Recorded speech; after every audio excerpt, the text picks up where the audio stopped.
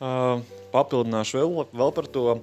Latvijas human trafficking mašinēriju, ja, kas šeit iet vaļā jau vairākus gadus, kur tiek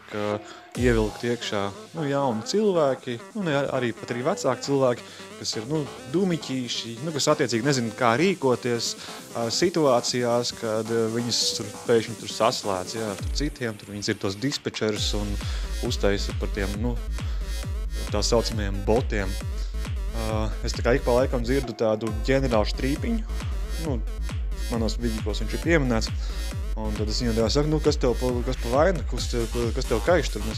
pīms pa maz vai kas, un kuļī tu man neesi atvienojies vēl, tā ir man prasība, kur es tev gribu tā kā, lai tu fucking pīsies nahuj, man nav tev jāklausās.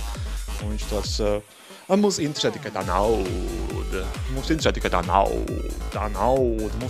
tā nauda, mēs domājam tikai par naudu, kroči, tas ir tāds tautas nodevējs, viss valsts un blablabla, kurš vienkārši noformē tos sīkos par kaut kādiem aģentiem, par kuriem nāk tur tas piķis iekšā lielais kaut kāds, es nezinu, cik liels, bet,